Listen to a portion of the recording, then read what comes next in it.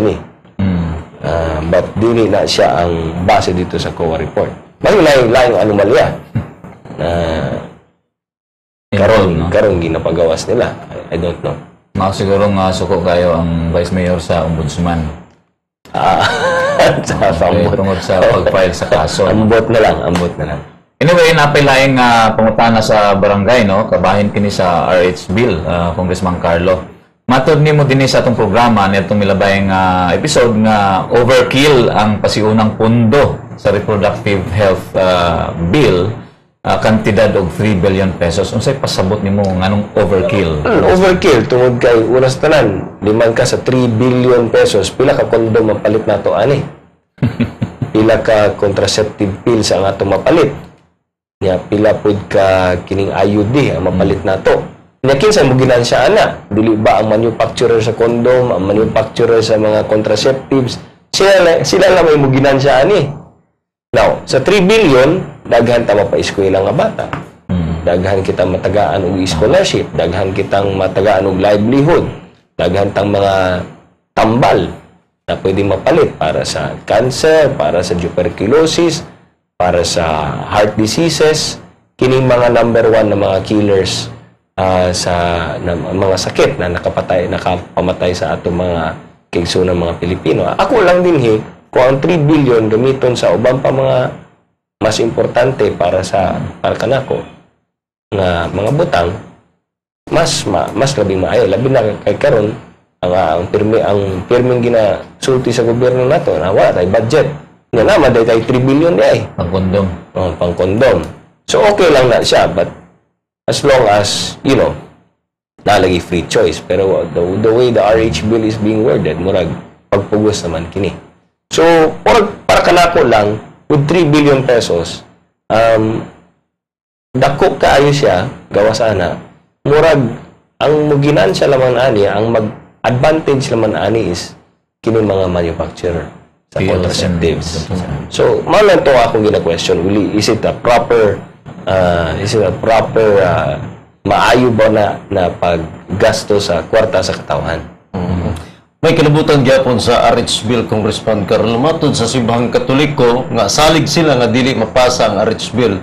O yun ka ba sa mga obserbasyon, Congressman? Gano o ganong dili man? Yes, kay sa pagdagan sa panahon, mas daghan na ng mga kongresista ang kumbinsido na ilang supakon ang RH Bill. So, gikan sa primerong ihap namo, na doble siya, na triple na siya karon, ginadugangan na karon. Daghan na ang mga congressmen ang naanan, ang ilang panig, ang ilang puwersa, naanan din sa among kampo. Doon na pa'y ubay-ubay nga mga undecided na ang leanings nila karon is towards pro-life, anti-RH. Okay, Saldin, indot punta ng atong lugayan ng atong diskusyon, no? Murag wa na kita gitugutan sa oras o murag nakabsa na kita. Busa panahon na siguro atong pasalamatan, ang angay natong pasalamatan na Saldi. Okay, belated happy birthday sa Lapo Prince Casuhero Chato. Belated happy birthday sa kang Barangay Kapitan Arturo ni Anyo. Mayor Rachel Oy, happy birthday. Saldi Chato, may adlaw. Okay, ug ang final na mensahe sa atong pinanggang Congressman Carlo Nogales. Yes, syempre, daghang kayong salamat sa tanan natong mga kaigsunan. Labi na sa unang distrito, sa akong asawa na si Marga, sa doon akong anak na si Mateo ug si Massimo, ug kaninyong tanan, daghang kayong salamat. Mayong adlaw. Okay. Daghang salamat po sa atong nagmugna sa atong set design, no? Si Architect Len Peloteo. Og happy graduation to my niece Myra Bermejo Haine. And regards, of course, to our friends sa Prosecutor's Office kay Dato Bago Awardee, RSPO Tony Arellano ug ang Fiscal Velasco. Og tungod kay wa naman gyud kitay oras, igo naman lang gyud kita manamilit. Sa ngalan ni Congressman Carlo Nogales, kininyo higalas kahanginan, kauban si Saldi Chato, no? Nag-ingon nga daghang salamat sa kanunay ninyong pagsubay kanamo og maayong adlaw kanatong tanan. Kalambuan, Dalatana.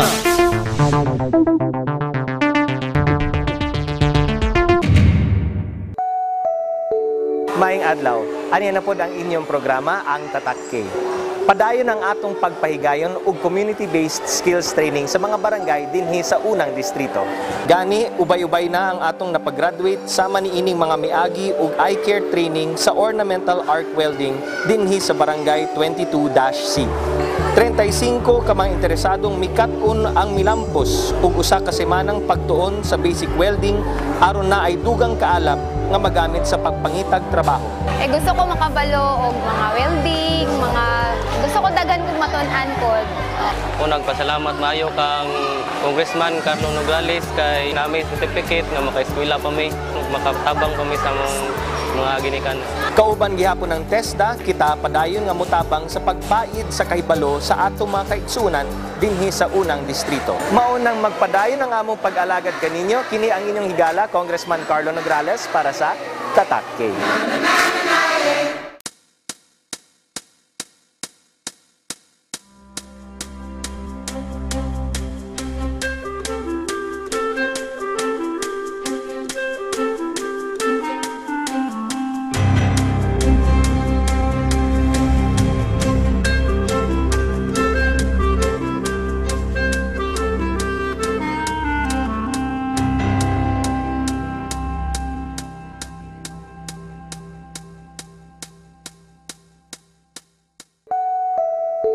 Maayong adlaw. Ani na pod ang inyong programa, ang Tatak K. Padayon ang atong pagpahigayon og community-based skills training sa mga barangay dinhi sa unang distrito. Gani, ubay-ubay na ang atong napagraduate sama niining mga miagi og eye care training sa ornamental arc welding dinhi sa barangay 22-C. 35 ka mga interesadong mikat-on ang milampos ug usa ka semanang pagtuon sa basic welding aron na ay dugang kaalap nga magamit sa pagpangitag trabaho. Gusto ko makabalo og mga welding, gusto ko dagan kog matun-an pod. Unang pasalamat maayo kang Congressman Carlo Nograles kay namay certificate nga maka-eskwela pa may makatabang kami sa mga ginikan. Kauban gihapon ng TESDA, kita padayon nga mutabang sa pagpaid sa kahibalo sa atong mga kaigsunan dinhi sa unang distrito. Maunang magpadayon ang among pag-alagad kaninyo, kini ang inyong higala, Congressman Carlo Nograles para sa Tatak K.